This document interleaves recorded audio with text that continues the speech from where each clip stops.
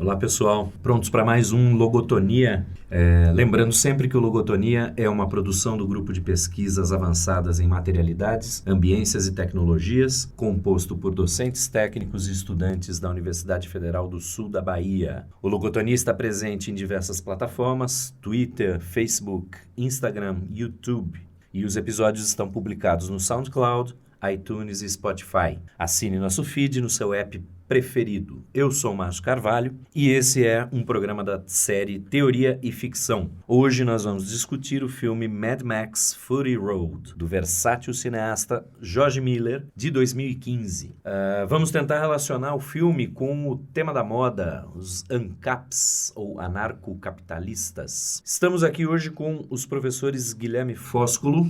E aí, galera? E Lilian Bonicontro. Olá, como estão? E com a aluna da UFSB, Yasmin Guimarães. Oi, tudo bem? E na mesa de som, nosso aluno Saulo Carneiro, que não vai se manifestar. Tá fazendo um joinha para vocês, viu? Bom, inicialmente eu vou fazer um resumo do filme, cheio de spoilers. Então, claro, se você não viu o filme, Não assistiu? pare, assista, e assista mesmo, que vale a pena. E volte para cá. What a day, what a lovely day. Bom, Mad Max é um personagem já que se tornou clássico ali na década de 80, né? Com 3 filmes, o primeiro de 79, ainda numa história pré-apocalíptica, mas é o segundo que talvez marque mais a identidade da série, com esse mundo caótico e anárquico que surge após uma guerra termonuclear. O terceiro filme, além da Cúpula do Trovão, também ficou famoso. Na época teve a participação da superstar, na da época, Tina Turner, da né? diva Tina Turner. Maravilhosa no filme. E no filme e no mundo. E agora o mesmo diretor, o George Miller, refez em 2015 uma nova versão, uma nova roupagem. Eu falei que ele é versátil porque depois dos 3 primeiros filmes ele dirigiu coisas muito diferentes, como As Bruxas de Eastwick, com Cher, Michelle Pfeiffer, Susan Sarandon, Jack Nicholson. Dirigiu Baby, o Porquinho, e Olho de Lorenzo. E as animações Happy Feet. Depois das animações Happy Feet, ele volta ao personagem Max. Bom, basicamente é um mundo pós-apocalíptico em que você não tem um Estado organizando as relações sociais.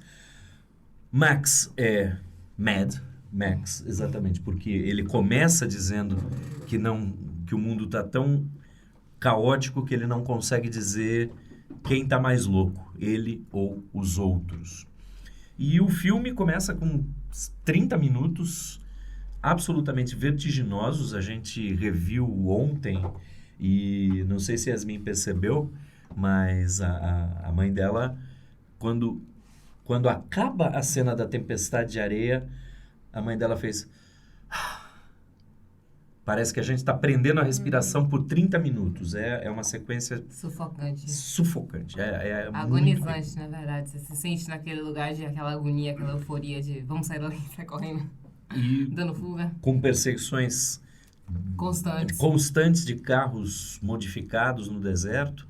É até interessante, o jogo Mad Max permite que você veja todos os modelos de carros que foram criados ali. É bem legal, é gostoso de jogar, é um jogo bom de jogar, que segue um pouco a dinâmica dos Batman.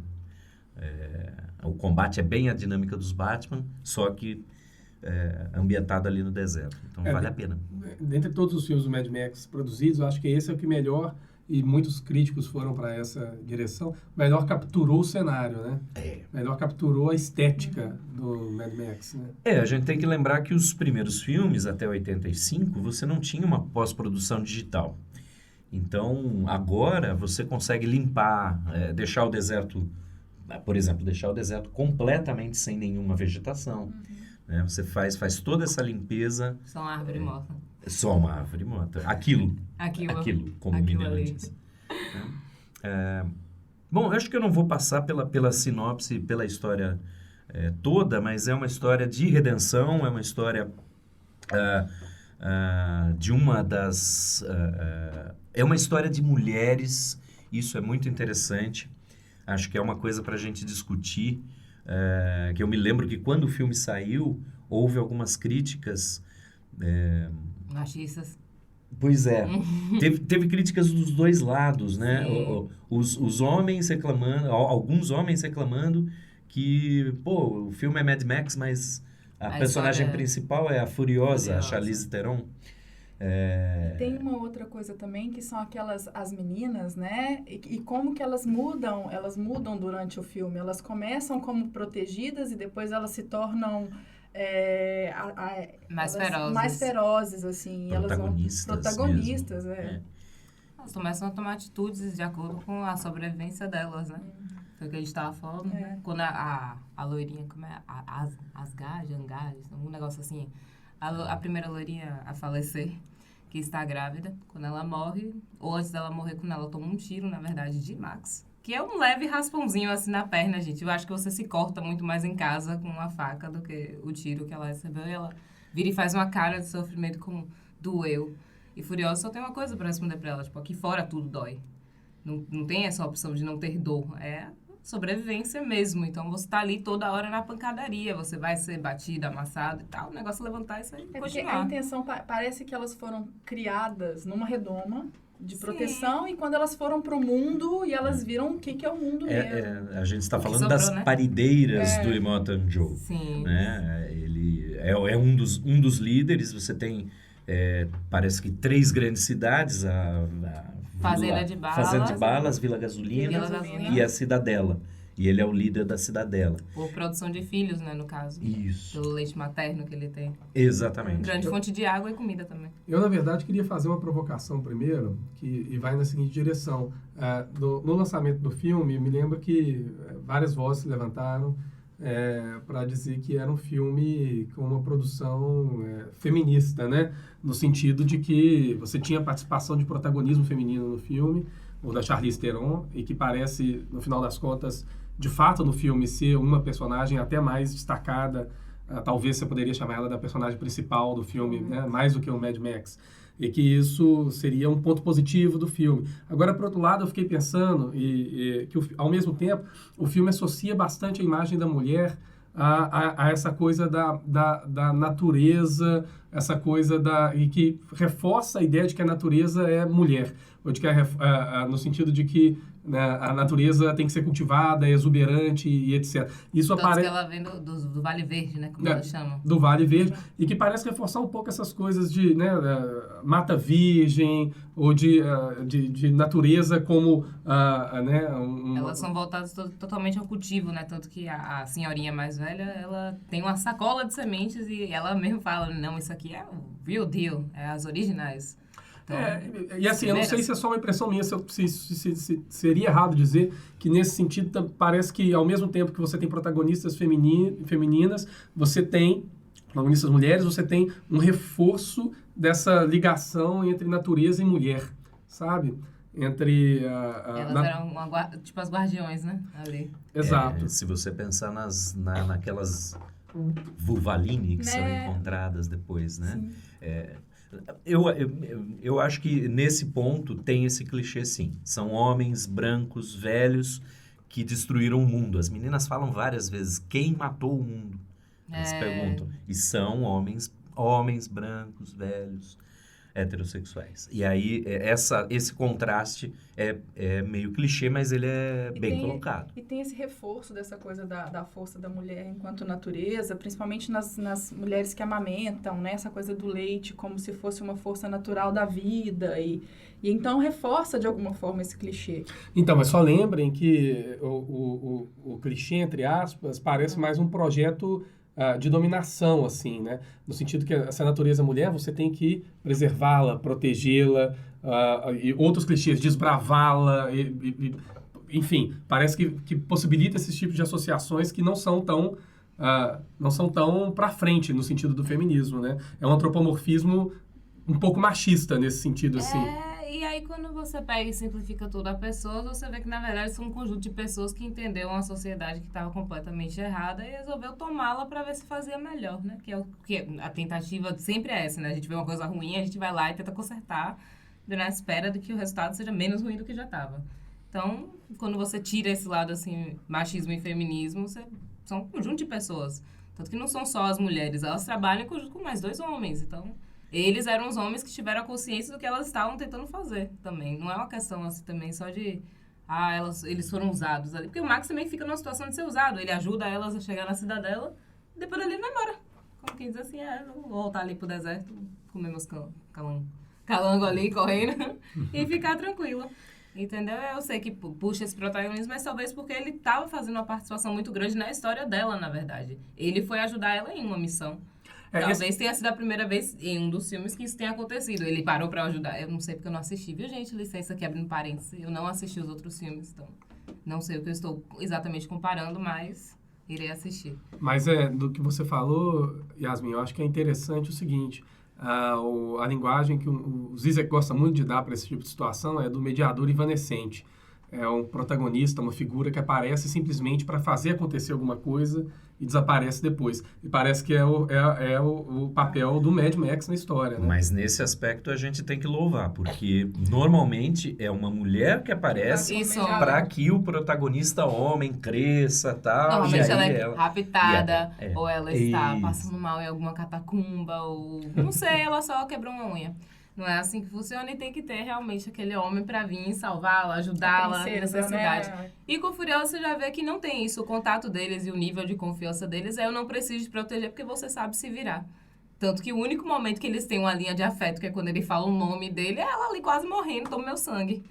Não é aquela coisa assim de, comprei um anel, que coisa mais linda, a gente sai pro jantar, entendeu? Matou uns caras ali, caminhada. Não é assim. Eles têm aquele nível de sobrevivência já compatível. Ele sabe ali que naquele momento era o único momento que ela precisava dele, entendeu? O resto ela tava ali ao livre, leve e solta. Você faz sua parte, eu faço minha parte, a gente junto chega lá. E nesse aspecto o filme constrói muito bem a relação dos dois. Eles começam antagonizando e vão se aproximando dadas as circunstâncias aos poucos, sem a necessidade de ter caído num amor romântico, não tem um beijinho final. Na verdade, não tem um romance nenhum ali. É só realmente aquela questão de ele já perdeu todo mundo. Ele tá num surto psicológico já de não querer ter mais ninguém na vida, porque é isso, né? Todo mundo já se foi, que ele se importava, então pra que eu vou me importar com mais uma pessoa pra eu também decepcioná-la? Então, só para lembrar nisso que no original, no primeiro Mad Max, é exatamente isso. Ele perde a mulher, né? E o filho. Que no caso agora já vira filha. Isso, na versão... Pra mim já é filha. Nessa versão é filha. Só retomar essa questão da natureza, Guilherme, eu acho que um filme, se a gente for pensar em cinema, um filme que consegue sair muito desse clichê é Anticristo, do Lars von Trier. Sim. Ali a natureza não é feminina, não é boazinha, a natureza é anticristo, né? Aliás, é um filme pra gente colocar na nossa lista. Fim dos tempos. Fim dos tempos. Fim dos tempos que... Do Shyamalan. Fiquei assustadíssima com esse filme. Mas ele é também uma convocação muito forte da natureza. Mas aí também não é dado nem como mãe ou pai. É só a destruição. A natureza revolta contra nós. Já foi. Já era... Tanto que a gente já abusou dela, ela abusa de volta. Então, mas lembra também que nessa construção da ideologia da natureza também tem um espaço para a natureza mulher que se revolta de volta, né? Esse que é o ponto. A construção romântica da natureza, ela sempre tenta, parece para mim pelo menos, espelhar a condição da mulher. Porque nós reproduzimos, nós somos seres reprodutores de vida, né? A gente cria vida também. Então, assim como a natureza brota ali, a gente brota aqui. Então, acho que essa também é uma grande comparação. Por isso que o leite das mães era tão importante no filme também. Chegava a um nível em que tinha aquelas mulheres parecendo umas vacas leiteiras mesmo, assim, sentadas nas cadeiras gordonas, cheias de leite. Você vê que ali a única função daquela mulher é aquilo. Primeira revolução que elas fazem ali interna é liberar água pro povo, com que são todos meus filhos, gente.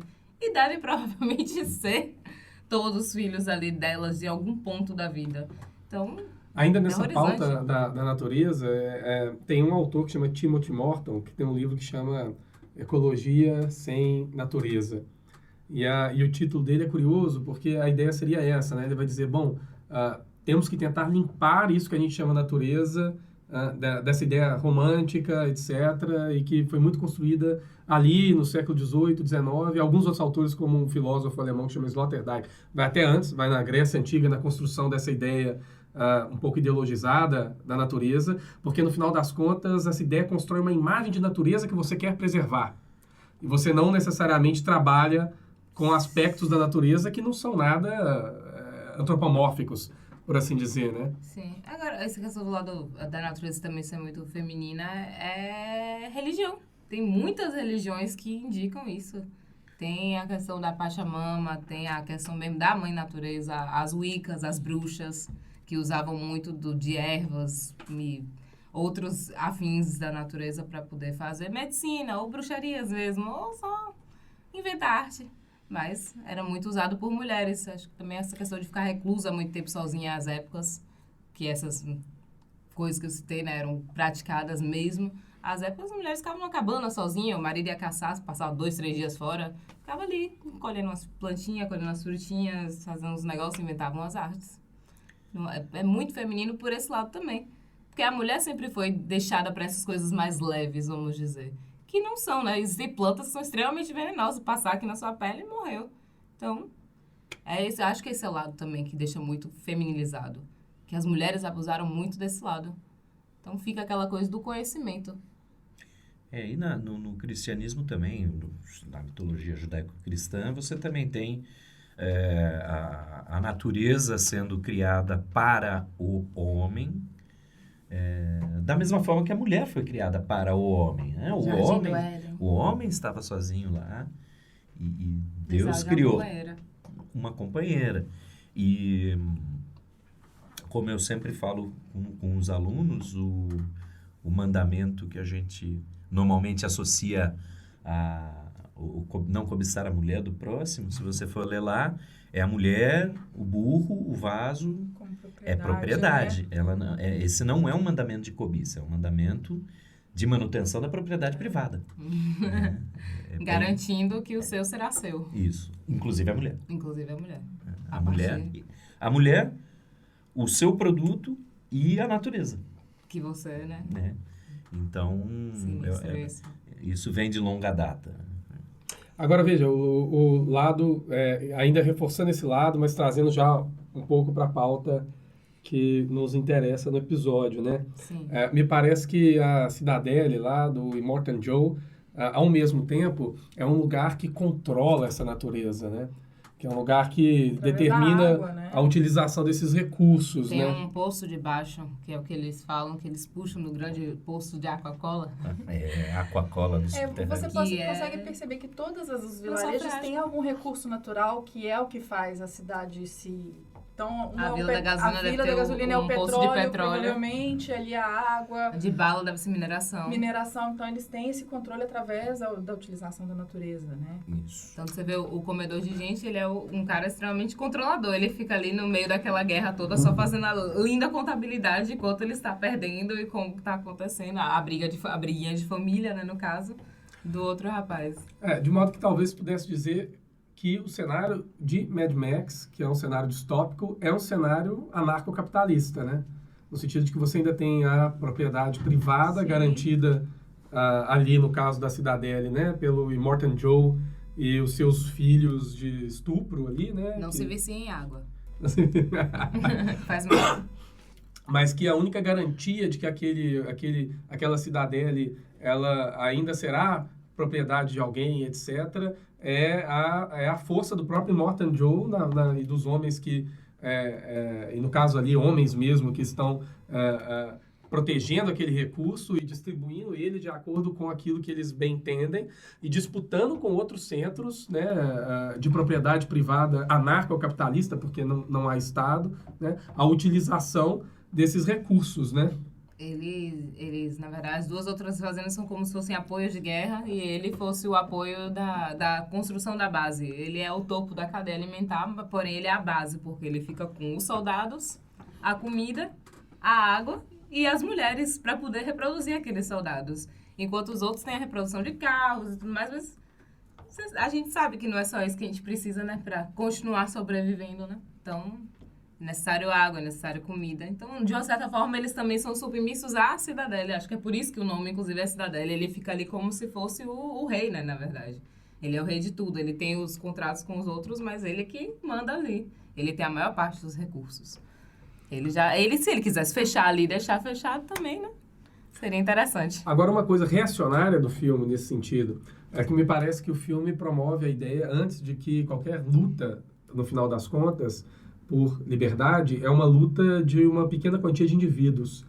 Então, a comunidade que está na Cidadela é uma comunidade que me parece não protagoniza nada, ela é mais observadora de uma série de eventos envolvidos por indivíduos extraordinários. Sim. Então, mesmo que ainda tenha o protagonismo feminino, quer dizer, o povo ele só está assistindo o desdobrar de uma história de indivíduos. O povo, na verdade, só quer água, não se vicia em água. É a Imperator Furiosa, que é a protagonista da Revolução. Uma Quer dizer, extraordinária. uma elite. Ali Uma dentro elite. é uma elite. Então, Mas ela não era da elite, né? Ela foi roubada. ela foi roubada. Ela foi roubada, obrigada a estar ali. Acho que ela não deu para ser, vamos dizer, uma das parideiras. E conseguiu, não sei, lutar bem, vamos dizer, ou talvez conquistar algum lugar de guerra. Tanto que ela fala, minha melhor chance foi quando eu entrei nesse caminho de guerra. A primeira chance que ela teve, que ela saiu, ela já partiu. Não quero nem saber mais desse lugar. Vamos todo mundo embora. Mas o povo não participa, não é um movimento de massa, por exemplo, né? Não. É uma revolução interna, vamos dizer assim, né? De um mártir, né? Mas é por isso que eu comecei dizendo, se você tira a questão do feminismo e do machismo, você vê um conjunto de pessoas que viram que a situação ali estava de uma forma desagradável, que não estava funcionando, e eles vão e, de uma certa forma, voltam e causam uma revolução ali dentro. Mas eles também eles ainda são, querendo ou não, o 1% daquela galera ali. O Max, que seria uma pessoa de fora. As meninas são as parideiras, elas têm importância, elas são até leverage, como a galera fala, que poderia fazer uma troca, entendeu? O menino mesmo fala, você conseguiu achar as meninas, você pode pedir o que você quiser. Ele fala, essa jaqueta é minha. Ele, não, você pode pedir muito mais que a jaqueta, entendeu? É tipo isso. Elas têm uma relevância, elas são importantes. Então, até pro povo, elas devem ser intocáveis, de uma certa forma. Então, essa colaboração aí é também um pouco futurística. É como se fosse 1% invadindo 1%. Uma briguinha meio que uma guerra civil. E no final das contas, com um pequeno apoio de fora das Vuvalini. Que também tinham, querendo ou não, elas tinham o Vale Verde delas, que também era super protegido. E provavelmente, né, foram roubadas aos poucos, até que a água também que foi envenenada, né? Elas falam isso, elas que falam, vira o pântano. Na verdade, enfim, né? Tiveram que ir para outras medidas. Mas novamente o que transparece é que a revolução, entre aspas, não encaminha para algo como o comunismo, assim, né? Sim. Encaminha ainda para uma distopia ANCAP, mas Trocando-se a elite. Na verdade, acho que isso fica claro porque se a gente pensar, se a gente olhar para os nomes das pessoas. Porque Max é o único que tem nome, Max Rokatansky. A Charlize Theron é a Imperatriz Furiosa. Você tem o Imogen Joe, que parece ser mais um título, esse Imogen. O Comedor de Gente, o Fazendeiro da Bala, o Mecânico Orgânico. E os meninos Big lá... Baby, que é acho que é o filho dele. O Rictus Erectus. Rictus Erectus. E você... Na verdade, quem tem nome são os meia-vida. Os meninos que lutam. Isso, Nux. Eles têm. Eles têm breves nomes, Eles têm nomes curtos, Slit. I die, I live, I die again. Né? Mesmo as meninas são Esplêndida. A predileta. Shido. Só a Esplêndida, que na verdade, né, que morre primeiro, ela que tem um nome, que é a Angarad. Assim. Ela é a única das meninas que tem, na verdade. O resto são todos adjetivos. Aliás, eu queria funcionalidade delas. Aliás, eu queria chamar a atenção para uma característica. Eu tenho sido, ultimamente, eu tenho ficado muito crítico de uma pós-modernidade ainda em formação, porque eu tenho sentido que ela foi responsável, está sendo responsável com essa coisa de não tem verdade, com V maiúsculo, é tudo narrativa. Pois é, a gente está vivendo agora uma narrativa bastante desagradável. Né? Mas eu acho que nesse filme o Miller usa de uma maneira genial algumas dessas características da pós-modernidade, que a gente já via, por exemplo, num Blade Runner, com a mistura arquitetônica. Aqui a gente tem a mistura narrativa e de mitologia da série. A gente chegou a comentar ontem, né? Você tem um Mac banquete com Aquacola indo pra no Valhalla. E aí a resposta dos caras é V8. Vamos de motor. É absolutamente... Dirigindo meu carro pro céu. Vou chegar cromado. Vou chegar cromado no Tava tentando Valhalla. lembrar o nome. O que cromado. também, gente, é muito estranho. Não botem essas coisas na boca, viu? Não deve ser agradável. Aquilo deve ser alguma tintinha comestível. E eu me lembrei disso por conta dessa coisa das pessoas não terem nome. Isso é uma... Algumas narrativas pós-modernas também fazem isso, né? Você tem você é a função.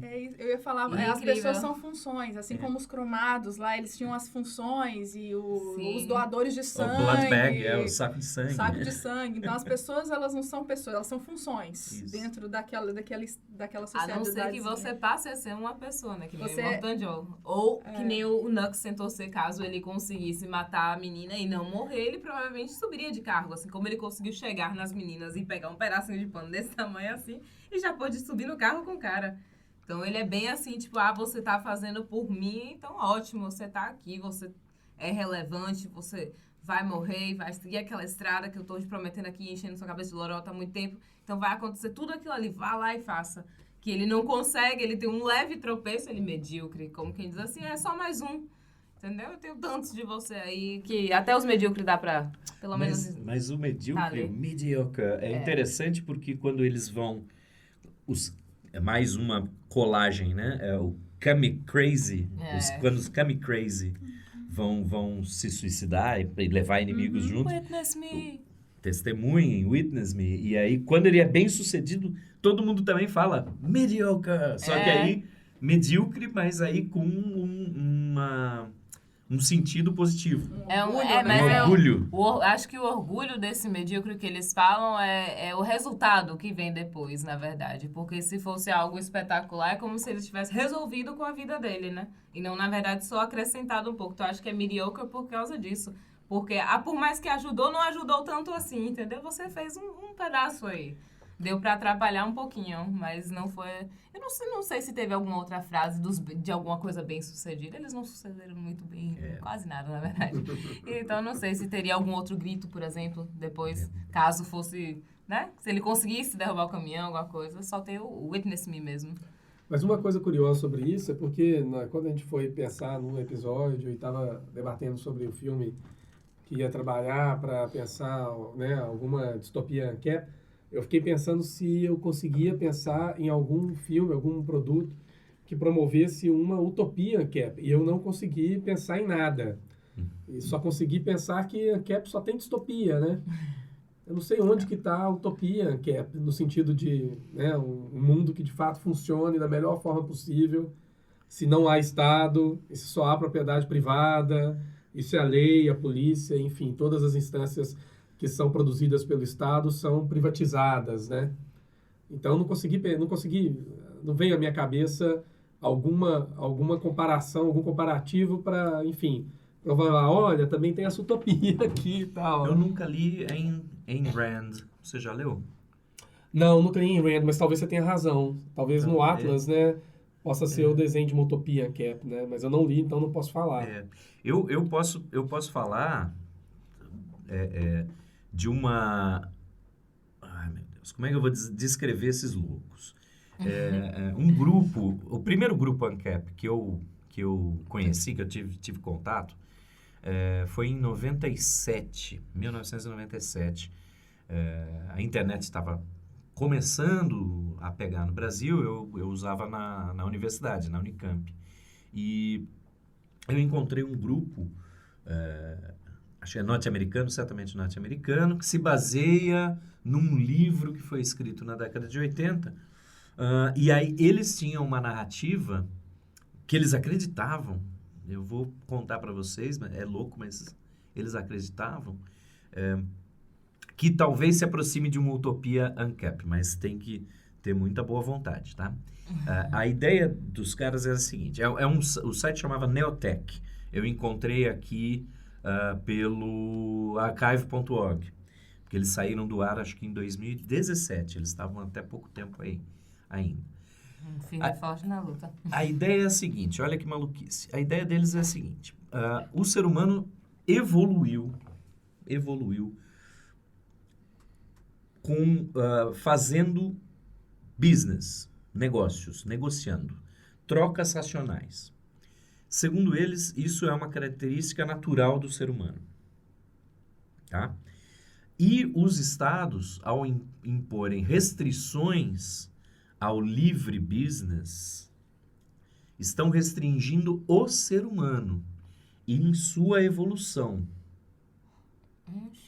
E aí, eles têm uma mitologia doida de que existe uma consciência do universo, que é uma megamente que várias outras civilizações precisaram evoluir para chegar a se incorporar a essa mente do universo.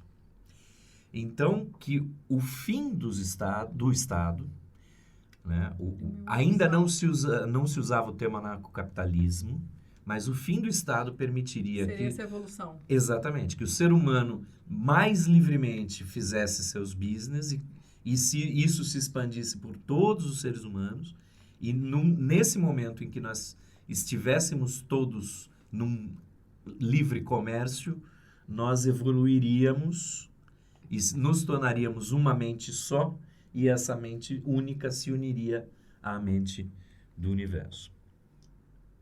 Rick e Morty. É muito doido isso aí, cara. Na moral.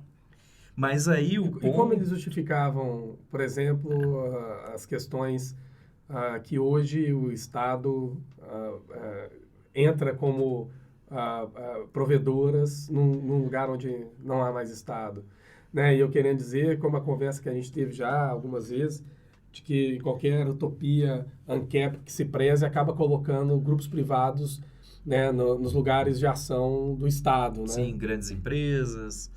A gente comentou Blade Runner, tinha aquela pirâmide da Wayman, não lembro qual é o nome da empresa, do velhinho lá. As pessoas moravam lá dentro, viviam lá. Acho que o nome dessas pirâmides são arcologias, assim, né? Na ficção científica, né? Mas, enfim, o ponto é... Eu passei a acompanhar a lista de discussão deles. Eu estava revendo alguns dos e-mails lá. De novo, eu gravei em ponto doc, alguns dos e-mails para guardar.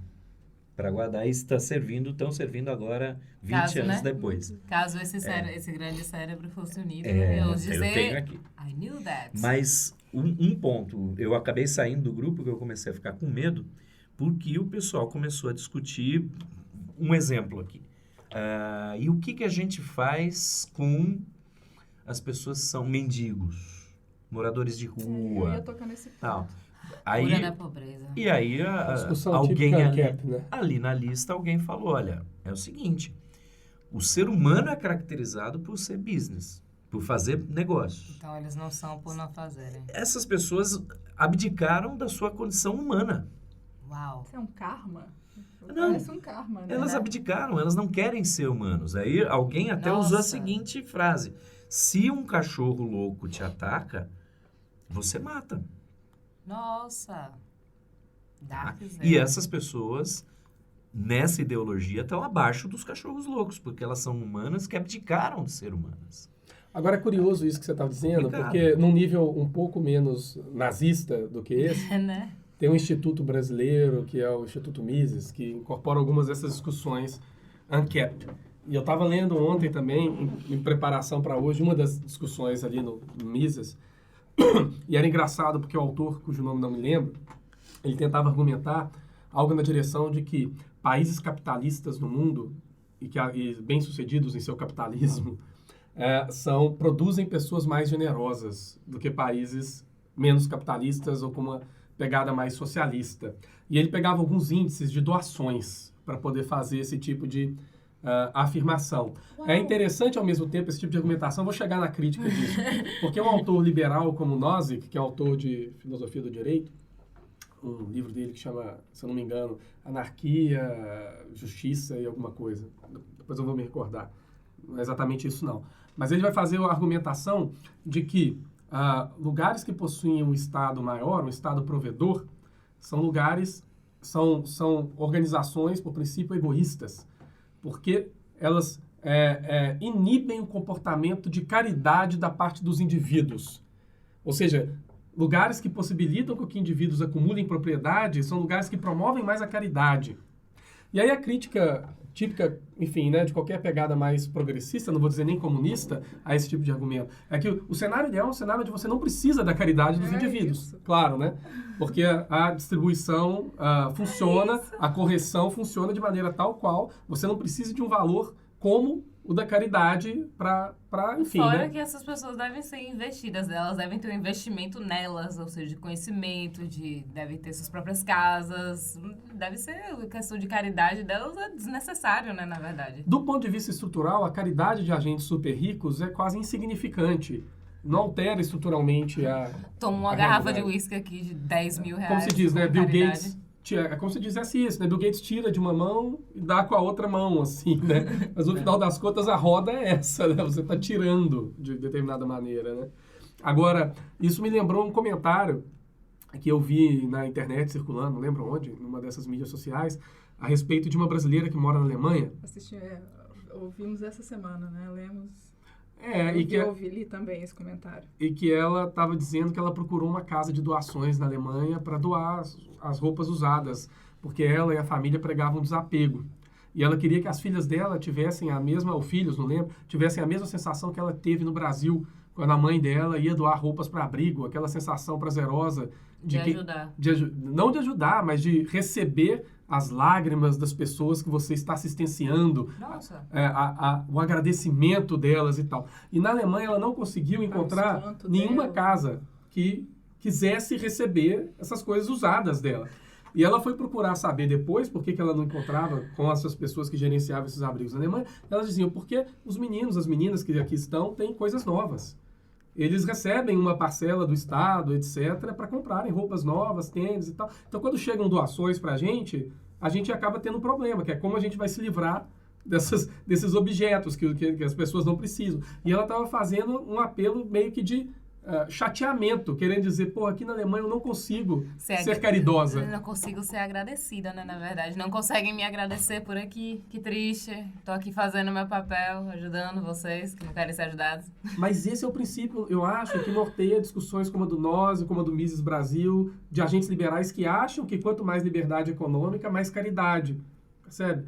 E é uma discussão que remete, inclusive, eu acho, para a Revolução Francesa, assim, né? Porque eu me lembro também que o Balzac, quando ele vai escrever o Avant-Propos para a Comédia Humana, ele é um monarquista, né? Enfim, né? Um legitimista.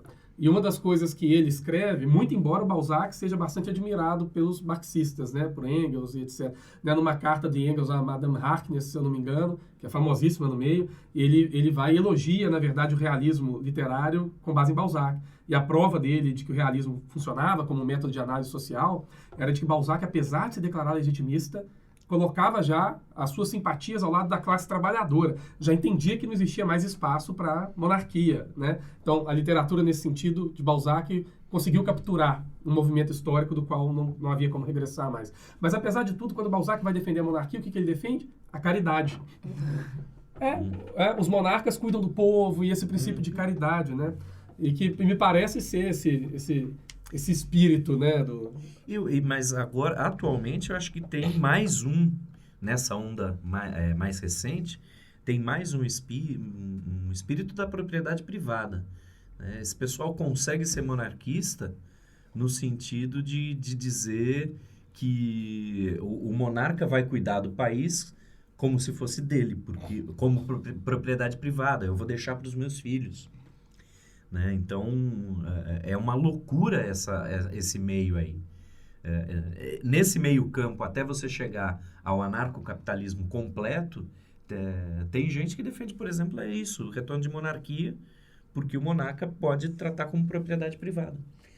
Então, um balaio de gatos. Só para lembrar que aqui. o monarquismo no Brasil, ele está bem vinculado com Guedes, com essa galera da, entre aspas, liberdade econômica e do O anarcocapitalismo. que é liberdade? É um bom tema para debater depois. Né? Mas esquisitamente, mas não tanto se a gente parar para pensar na Revolução Francesa e como esses poderes se alinhavam, os monarquistas, de maneira geral, adotam esse princípio da caridade meio que via cristianismo ou protestantismo, né?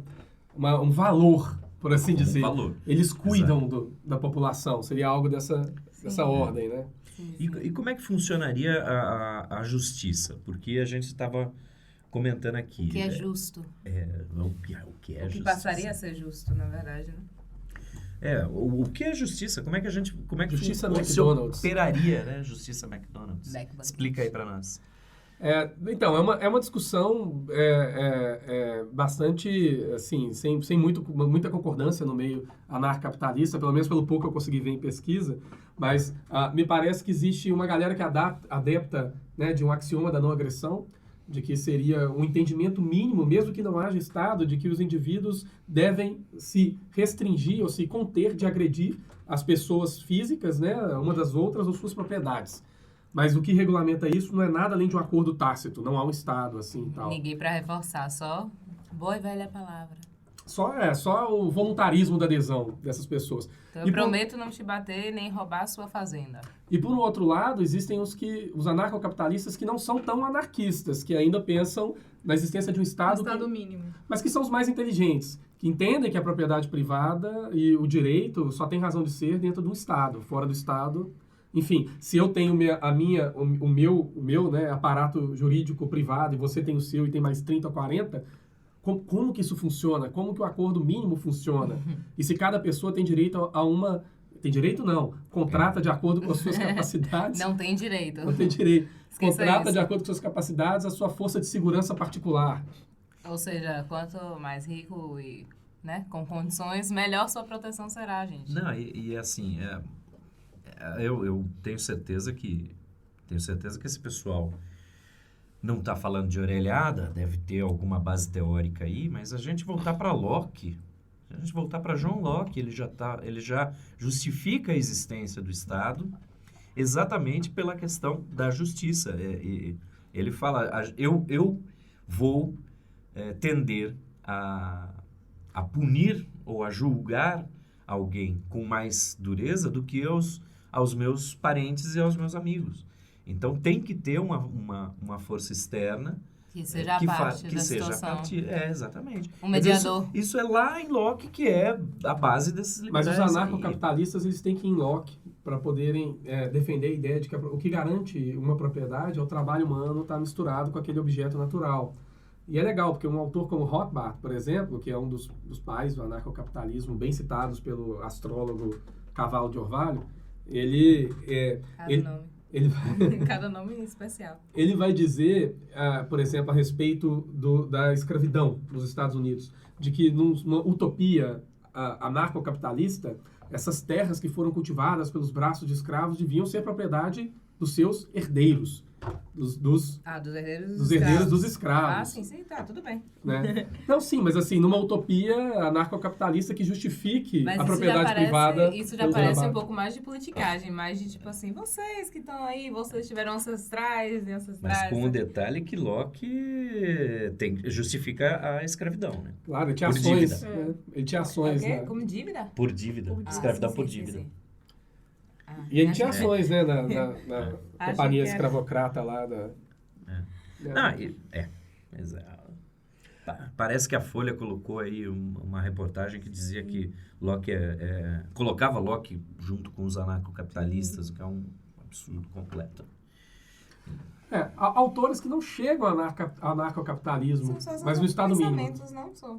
Como o desenvolvimento de ideias. O próprio Nozick, ele chega a dizer, por exemplo, a respeito da reparação da população que foi escravizada. Só que é um argumento um pouco diferente, né? O argumento dele vai na seguinte direção. Um autor um liberal mais próximo do que foi feito no Brasil, por exemplo, né? O liberalismo que a gente ainda consegue discutir, que algumas pessoas ainda conseguem discutir, que é esse da igualdade do ponto de partida, né? Figura de jurista como Rawls, ele vai dizer o seguinte, olha, quando ele vai fazer a brincadeira dele dos princípios da justiça, ele vai dizer, bom, a gente tem que limpar o passado, né? Clean slate, e nós temos que brincar com essa ideia do véu da ignorância. Ou seja, as pessoas que, em teoria, iriam produzir leis ou princípios da justiça, elas deveriam produzir essas leis ou esses princípios como se não soubessem o lugar que elas vão ocupar na sociedade que elas estão projetando. De modo que ele achava que, se isso fosse possível, produziria melhores condições para todas as pessoas que habitariam aquela sociedade, né? E quem faria essas leis nesse modelo? Isso não se discute... escrivão. Isso não se discute porque o Rawls está pensando em princípios da justiça, então é bastante abstrato, né?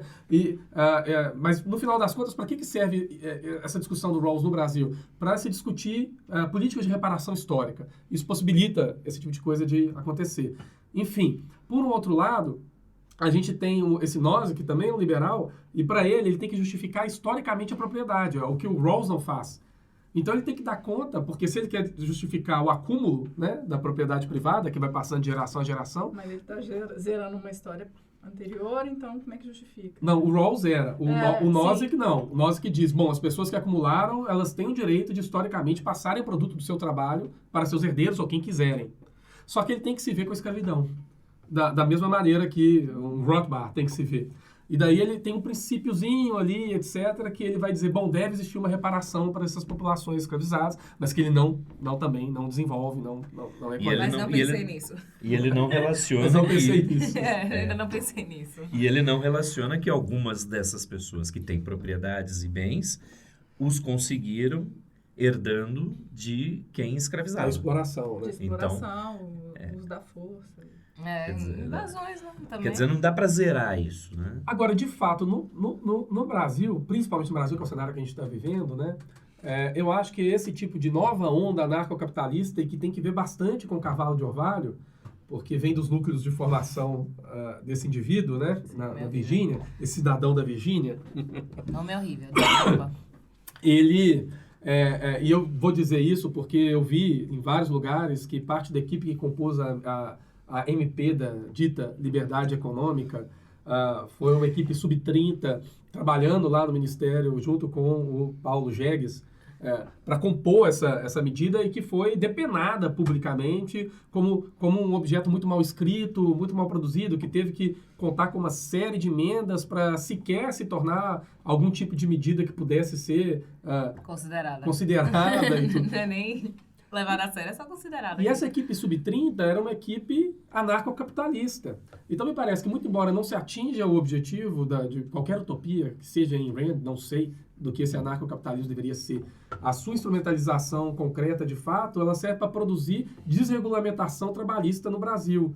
Né? E uma das maiores críticas à SMP, produzida por esse bando de pessoas bem intencionadas. Esse bando de pessoas. Um dos grandes problemas é que equipara as relações de força entre trabalhador e capital, por assim dizer. Né? De modo que, na medida original, isso foi emendado, né, como a gente estava conversando anteriormente, possibilitava-se o livre acordo das partes para o trabalho acontecer nos domingos. Né? Uau! Se colocava, se eu não me engano, se colocava um mínimo de um domingo a cada 8. Um domingo a cada 8. Beleza. E aí parece que é bastante isso, né? Não sei como que essa agenda começou a entrar, enfim, na pauta nacional, na pauta da política brasileira, né? Mas ela entrou de fato e eu acho que ela ainda levou algum tempo para ser compreendida como pauta, ou como sequer pauta.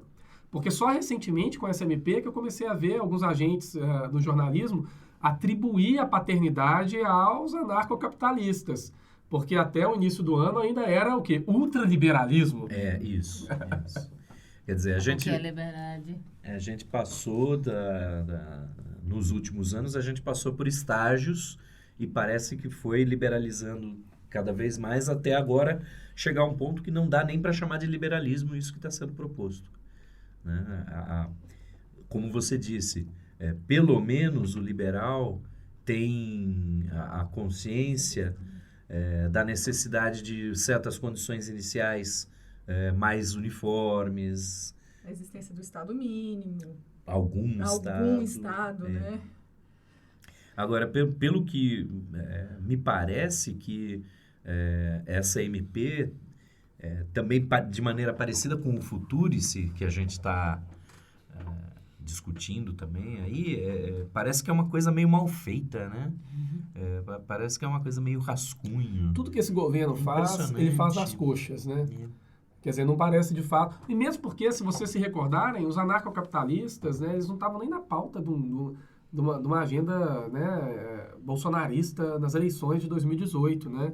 Você tinha sinalizações, assim, daquilo que ele chama de projeto de governo. Das existências. Mas que não era nada, né? Assim, o Márcio, que está aqui hoje sendo nosso host, ele, na época das eleições, ele fez uma aula em praça pública comparando os 2 projetos de governo. E era bastante risível a discrepância entre projetos. Porque, de fato, um amontoado de slides e frases de efeito que era o dito projeto de Bolsonaro no segundo turno, não pode ser chamado de projeto, né? Era uma bricolagem. Pois é, mas que deu espaço, exatamente por ele não participar de debates, deu espaço de novo para a famosa pós-verdade. As pós-verdades.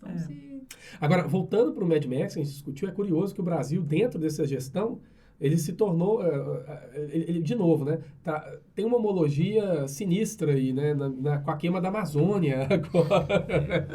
Porque é um cenário apocalíptico ali, na hora que você vê a devassa da Amazônia, a primeira coisa que eu pensei foi Mad Max. Assim. Tá todo mundo louco, gente. A galera tá enlouquecendo pesado.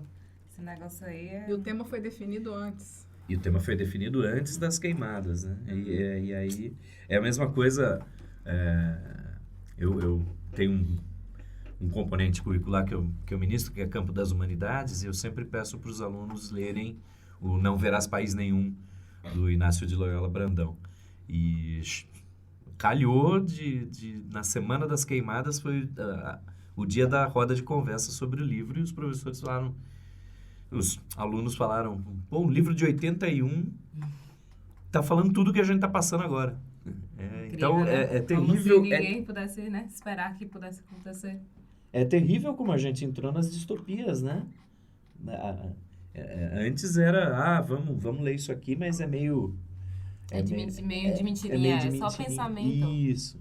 Aí agora a gente está vivendo um mundo com elementos de 1984, de Admirável Mundo Novo, de Fahrenheit, de Contaia, de Mad Max, tá. E essa coisa da narrativa de pós-verdade, né? Hoje, inclusive, vindo para cá, eu assisti um vídeo, né?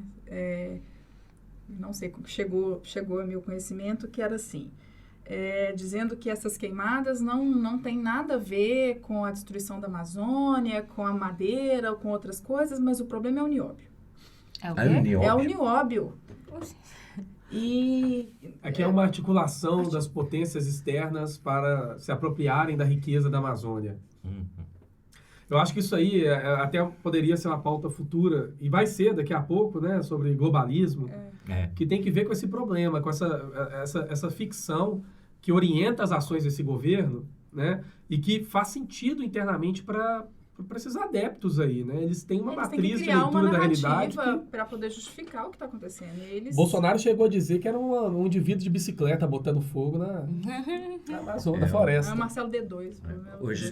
Hoje de manhã também eu vi aqui um vídeo que o nosso querido filósofo da Virgínia, o astrólogo da Virgínia, retweetou um vídeo, eu não sei quem é o vlogger, mas ele estava falando que o grande ponto, e ele vai explicar melhor isso em outros vídeos, meu Deus do céu, é a Igreja Católica. Ele ainda cita o Ratzinger. Então, provavelmente, deve ser alguém que acha que o Francisco é muito comunista. Cita para elogiar o Ratzinger. Ele cita elogiando o Ratzinger. É o Papa nazista.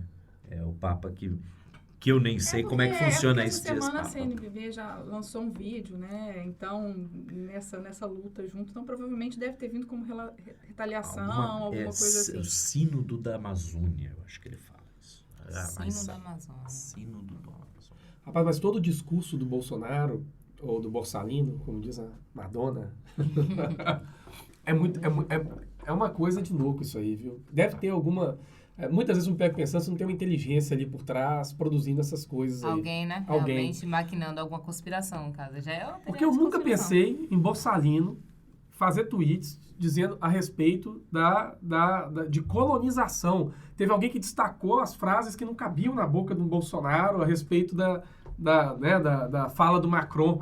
Né? E tava lá colonização, tava lá soberania, uma série de coisas assim que não fazem sentido na boca do Bolsonaro, porque é tudo aquilo que ele é acusado, né, de promover com o seu próprio governo, né? Colonização do Brasil, neocolonização do Brasil, interfere na soberania da Venezuela, etc.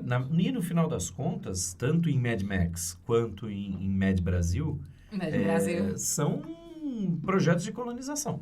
O que a gente tem, no final das contas, é isso. No fundo, são projetos neocoloniais. E o povo é fantástico. E da mesma forma que no Mad Max o Guilherme chama essa atenção. Vamos dizer assim, o filme tá ali passando e eles são a audiência que tá ali, só existimos. Estamos aqui. Vocês me corrigem se eu estiver errado, mas me parece que uma série de análises vão na direção hoje de uma perda, né, da popularidade do governo Bolsonaro, uma queda da aceitação. As pessoas se arrependem. As pessoas começaram a falar isso, eu me arrependo de ter voltado, as pessoas estão começando a assistir os verdadeiros impactos. A Maite Proença esteve agora, né? A Maite Proença veio me dizer que nunca votou no... Votou no Amoedo, eles dizem. Tá bom. Mas eu ainda vejo, infelizmente, eu ainda vejo uma parcela que ainda defende, eu ainda não consegui me convencer desses arrependidos. Eu acho que esses arrependidos eram que ainda estavam em cima do muro. Não são os que fizeram campanha e os que estavam ali como força. Eu já conheci algumas pessoas que fizeram campanha com força, assim, pra mim, principalmente pro Rasta. E que são dentro da nossa casa, ou seja, são familiares. E eles... Alguns se arrependem, outros não. Outros dizem que ele, na verdade, não pegou pesado ainda e é por isso que as coisas não estão funcionando direito. Porque ainda falta mais, não sei, mais absurdos, mas enfim, falta mais. Falta campos de concentração. Falta a gente dar fuzil mesmo pra galera sair na rua, matar os pobres, as mulheres não precisam. É isso aí mesmo que eles querem, entendeu? Tem gente que realmente é a favor disso. A gente fala assim, brincando, querendo colocar como os principais pontos e também modificando nas frases, dizendo ele realmente pensa isso. Ele fala essas coisas, ele cita, talvez não, mas ele cita pessoas que... né, podem chegar a um ponto de fazer isso. O que ainda é pior, né? Você dá força pra quem acha que não tem. Acha que tá aqui nesse mundinho e que não pode fazer essas coisas. E aí vem um cara e diz, não, opa, aqui vocês podem. Então, excita as outras pessoas pra fazer. Então, isso que eu comecei a ver mais. Tem a galera que tá arrependida por ter ficado em cima do muro e acabou votando nele. Tem a galera que tá arrependida porque acha que ele não tá fazendo um trabalho bom o suficiente ainda. Que tudo que ele prometeu, ele deveria ter feito isso. Deveria estar fazendo. Tudo o quê, né? Prometeu o quê? Não sei, eu fico perdida. Mas é isso, tudo eles ficam querendo como se fosse assim. Ele ainda não chegou lá.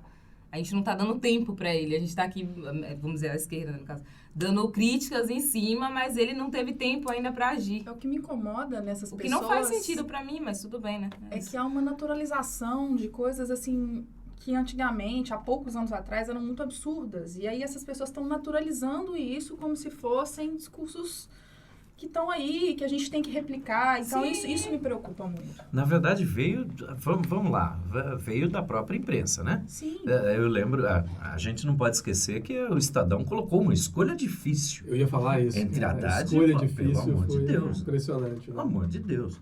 E aí, do que você falou, Yasmin, eu acho que tem duas coisas. Primeiro, é o velho problema do guarda da esquina. Não é o Bolsonaro que foi lá e botou fogo na Amazônia, não é o Bolsonaro que vai bater no homossexual, não é o Bolsonaro que vai estuprar. Mas são pessoas que estão sendo empoderadas, vão sendo empoderadas por ele. Pelo idealismo que ele está tentando empurrar, porque não é passar, ele não está passando nada. O que ele prometeu? Ele não prometeu nada, gente. O cara passou aí falando um monte de coisa, mas não prometeu nada. Um pouco mais, eu acho... profunda. Porque o Brasil continua com os seus 12 para 14 milhões de desempregados, né? E, enfim, o emprego informal que é celebrado na comemoração dos Borsalino da vida, né? Já vira e mexe eu vejo, né? 300 mil empregos informais e tal. Nem trisca na quantidade de desempregados. No final das contas... E também não gera receita. Não gera, que são empregos, assim, exatamente de crise, né? a pessoa se tornar empreendedora de si mesma, vendendo não sei o que no sinal, ou na praia, ou onde ela conseguir para sobreviver, né? Quer dizer, não é exatamente um projeto de país isso aí, né? Todo mundo é vendedor ambulante, pronto. Cada um vende o seu. Cada um vende bala no trânsito, então 14 milhões tá tudo resolvido. E o outro ponto aí, quanto à queda de popularidade, na verdade, a estratégia dele de dar uma sapatada por dia, né? Falar uma asneira por dia. Do campinho, assim, o dono da bola, sabe? Sim, mas a estratégia dele funciona para ele manter esse núcleo, que deve ser uns 20% de eleitores, que efetivamente votaram e concordam com ele. O resto dos votos que ele ganhou são pessoas que estão em disputa, que a gente pode conversar, porque são pessoas que não concordam, por exemplo, quando ele fala da Maria do Rosário, e no estupro porque é feia, porque não merece, mas concordam com liberação de arma. Então, com são reforço pessoas da polícia isso, também. são pessoas que concordam com um pontinho ou outro, ou então as pessoas do antipetismo, né? Que na verdade, só não quero PT. Pode destruir o país. E que ainda batem nessa tecla do antipetismo como eu se fosse tive uma coisa viva vários ainda, colegas que falaram, eu não vou votar no PT esse ano, então bora lá votar. Já temos 3 Bolsonaro anos. indígena. Mas é isso que eu não falo. tem Já PT se há um passou, tempão. já se passou quanto tempo? Lula já tá preso, 3 babaca. anos. Já tem 3 anos que isso aí continua. Essas pessoas já estão meio que fora do game, estão de É interessante como é que essa observadores. frase ela se torna outra coisa, né? Tipo, Lula tá preso, o babaca que fala, e o Para PT. de falar aí o PT, para de falar. Agora, voltando um pouco para a discussão que deu origem ao podcast, acho que eu queria chegar numa comparação, talvez assim, né? Queria saber a opinião de vocês a respeito de que se a gente pode dizer que Bolsonaro é o nosso Immortan Joe. Mas Ele tem uma mulher prêmio, que ele apresenta como prêmio e conquista, e ele tem 3 filhos idiotas ali para fazerem as merdas que ele... Rictus Erectus será o embaixador? Sério, seu sério. Acho que a nossa risada já Respondeu, né? já responde a sua pergunta, né? Yes, we can. Agora temos que achar a Furiosa, então. Né? Quem será, né? A gente tem que mudar o filme e, enfim, conseguir realizar alguma mudança por movimento de massa. Vamos mudar o filme para um comunismo. Não se pegar uma figura só, mas pegar um movimento. Mas eu acho que, até na questão do filme Mad Max, acho que as condições de vida das pessoas é que não tinham como elas terem alguma revolução comunista ali. Você vê Furiosa, ela é uma mulher que ela é bem treinada, ela entende dos equipamentos dela, tudo ali. Ela era alimentada, ela tinha acesso à água, ela era instruída. A questão é que o povo ali, eles são... O que deve? Aquele cara deve abrir aquele negócio ali, aquelas fontes de água, uma vez a cada 15 dias. Já que ele fala que não é pra se viciar em água. É sério isso. Ele não deve abrir aquilo ali todo dia, uma vez por dia. Ele deve fazer isso... Mas lembra que isso é uma decisão da direção e do roteiro, né? Decidiram ali produzirem um povo apático. Mas a questão é essa, eles não têm acesso. Não tem mais como você chegar assim e dizer assim, eu vou ser um foragido, eu vou crescer ali numa floresta. Não tem como, não tem floresta. Só tem terra e o único lugar de água é o cara que achou um lençol frágil, furou, vai estar ali no prédio. Então sim, mas por exemplo, poderia haver um movimento de libertação do próprio povo, que está ali naquela cidadela. Mas como é que eles vão bater de frente? Com arma de guerra? É isso que eu tô falando, armas de guerra, porque eles não têm comida pra comer, eles não têm água, eles não têm força no corpo, as pessoas estão se readaptando ali, inclusive aos corpos delas. Não, é isso que eu tô falando, presta atenção na frase, não se vicia em água. A água é a base do nosso corpo para funcionalidade. Como é que você vai causar uma revolução se você não consegue ficar em pé? Você vai fazer o quê? Começar a gritar com os caras lá em cima? Essa coisa engraçada, né? A gente jogando pro cenário atual brasileiro e falando da apatia, falando, mas eles escolheram um roteiro que aquela população fosse apática. Hoje eu vejo a mesma coisa na população brasileira. A maior parte está apática. É o que a gente falou antes. As coisas vão acontecendo, estão sendo naturalizadas. A povo só está assistindo. E as pessoas estão assistindo. Sim, então, sim, dá bom aqui, dá tem bom. Tem a mesma apatia, apesar das condições de vida dentro do filme, né? Serem muito diferentes. A gente tem uma apatia populacional gigantesca. Se for fazer uma comparação melhor, no momento aqui agora, a gente está com preguiça de pensar para poder agir. E no caso deles, eles já não têm condições de agir mais. Eles não têm condições, vamos dizer assim, físicas. Até se juntar aquele monte de gente que vai correndo atrás da água para empurrar um portão. Imagine quantas pessoas vão quebrar só o braço empurrando aquele negócio. Quando eu disse decisão de filme, é porque na vida real nós temos exemplos de populações que estavam sob as mesmas condições ou situações até mesmo piores e se rebelaram. Por exemplo, a revolta dos escravos no Haiti, né? E que mataram todos os senhores de escravos, etc. Mas eu fico pensando assim, voltando de novo para esse cenário, raiva, o que falta para essa chave Ela virar? tinha raiva. O que falta para essa apatia passar e essa chave virar? Falta alguma coisa, assim. Talvez na revolta do Haiti tenha alguma chave, tem que ter alguma coisa. Um estopim, vamos dizer assim. Então, na verdade a grande preocupação em voltar pro Lula, manter Lula preso é exatamente o medo que eles têm de que Lula seja esse estopim. Esse estopim, essa chave. Porque a questão é essa, a ideologia se estava lá. Você vê que a ideologia de Furiosa é a esperança dela. A esperança dela de achar o Vale Verde, a esperança dela de levar as meninas, a esperança dela de não ter o mesmo resultado da mãe. Depois a esperança dela de confiar no Mad Max pra voltar pra Cidadela. Cara, então vocês estão dizendo que o Lula é a nossa Furiosa. Não. Acho que não. Acho que Lula tá preso, babaca. A não ser que ele consiga, né? Fugir com menos um dedo, assim, sabe? Botou ali na fechadura, deu uma abridinha. Mas acho muito difícil. Não, acho que ele seja Furiosa. Não, Furiosa com certeza vai ser uma mulher. Vou logo aqui falar. Se vai ser minha filha. Ou a sua, não sei. Nossa, mas aí demorou muito ainda. Acho que a gente já mais do que cobriu o que tinha para falar. Agora, então, eu vou passar para a gente indicar algumas obras, filmes, dicas culturais. E óbvio que, como vocês me colocaram de host, eu vou me aproveitar disso e dar a dica óbvia, que são os outros filmes Mad Max, os 3 primeiros. Ainda valem a pena serem assistidos. É claro que tem uma questão aí de tempo. Eu lembro que o VHS pirata que eu vi do Mad Max, do primeiro filme... Sessão da tarde. Não, era um VHS pirata. Gente, eu não sabia nem que dava pra fazer isso. E tinha quem pirateou, colocou blur, embaçou certas imagens porque elas seriam muito violentas. Então, eu só fui ver depois o que era e não é nada demais. Algumas décadas depois. Mas então minha dica são os 3 filmes originais, também do mesmo diretor, George Miller, com Mel Gibson, né? Foram os filmes que levaram Mel Gibson para o estrelato, são australianos. Hot guy. Mad Max de 79, Mad Max 2 de 81 e Além da Cúpula do Trovão de 85. E com a trilha sonora da Tina Turner. We don't need another hero. Talvez no caso agora a gente precise. Mas eu vou indicar o seriado D300, que tem na Netflix. E eu peço para que, por favor, vocês analisem as questões que a gente tentou falar aqui, e menos o romantismo e a questão de serem adolescentes e esses mimimis que tem à parte, porque a ideologia do seriado ele é muito interessante e ele é pesado, entendeu? São, querendo ou não, vários fins diferentes, vamos dizer assim, e todos somos responsáveis por ele.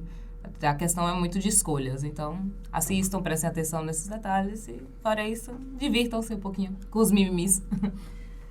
A minha indicação é uma indicação, não indicação ao mesmo tempo, porque é um filme que tem uma temática, na época que ele foi lançado, ele era uma Mad Max nas águas, né, que foi o Waterworld, que foi uma super produção, a Disney depois incorporou, transformou num parque aquático.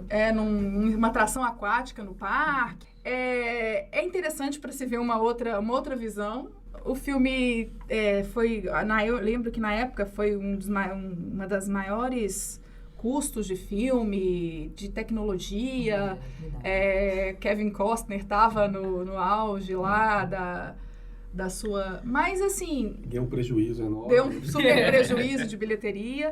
Mas é bom, assim, mesmo não sendo um filme tão bom quanto esperado, é interessante para você ter uma outra visão do que a gente falou aqui e agora no universo das águas. A minha indicação, eu acho que é a primeira indicação nesse sentido, não sei nem se pode fazer, porque eu queria indicar, na verdade, um jogo de RPG que se chama Shadowrun. E é muito mais o cenário que interessa. Tem vários romances do Shadowrun também, desses romances mal escritos Mimimi à parte. jogos de RPG. Mimimi à parte. Mas que é um jogo ambientado num cenário distópico em que grandes corporações elas passam a assumir o papel dos estados. E óbvio, tem todo aquele verniz com elfos, dragões e orcs, só que no futuro, né? Agindo ou como agentes dessas corporações, ou Shadowrun é o nome das pessoas que agem mais ou menos como hackers, enfrentando as corporações como que por fora, né? Eu lembrei de uma coisa aqui que ainda tem a ver com o assunto. Só vou voltar rapidinho. Quando eles falam Valhalla, eu acho que eles quiseram, na verdade, usar a mitologia nórdica porque eles são guerreiros. Eles quiseram pressionar em cima disso, mandar para um lugar que fosse bom e que tivesse outros guerreiros. Porque até a pessoa sem ter esse conhecimento, mas nós sabe que, né? Estamos aí com, como é o nome do seriado? Vikings, pronto. Vikings, todo mundo sabe onde é Valhalla. Então, dá pra ter essa comparação também, porque eles são todos guerreiros. Os nórdicos são guerreiros. Então, como eles também são, mas venerando o deus V8, né? A Lília estava me lembrando aqui que depois foi feito um jogo de cartas pelo Richard Garfield, Nós jogamos bastante. que é o cara que criou o Magic the Gathering, mas ele também criou esse jogo de cartas que se chama Netrunner, produzido pela Fantasy Flight. Fantasy Flight nos deu algum... Né, nos deu. E que Patrocina nós. E que é baseado no Shadowrun, mas sem a parte dos elfos e tal, etc. Isso. São só corporações e você joga, um dos jogadores joga como uma corporação, o outro joga como um hacker, que quer sabotar a corporação. Mas o cenário é o mesmo cenário de distopia e grandes corporações, sem Estado e com hackers ali tentando sobreviver a esse cenário. Né? Muito bem. Antes de encerrar, eu vou então remeter os ouvintes aos episódios de Ficciones, porque exatamente e tendo identificado que boa parte dessas distopias liberais acabam substituindo o Estado por alguma corporação, quer dizer, de alguma maneira é mantida uma estrutura, né? E a gente está tentando construir histórias ali, eu e o Guilherme, no Ficciones, tentando criar uma distopia liberal legítima, em que não haja essa substituição por empresas. Vamos tentar pensar o que seria esse mundo ANCAP. Agora a gente tem esse termo mais na moda. O que seria o mundo ANCAP e quais as consequências a gente levaria. Eu prometo que nas próximas semanas vai ter um Ficciones novo, porque a gente fez uns primeiros programas e já deve ter um ano que a gente não publica Ficciones. Deve mesmo, estamos devendo Ficciones aí. Agora vamos fazendo compromisso público. E é isso, acho que foi mais um papo muito bom. Agradeço todo mundo que estava aqui, todo mundo que teve a paciência de ouvir e até uma próxima.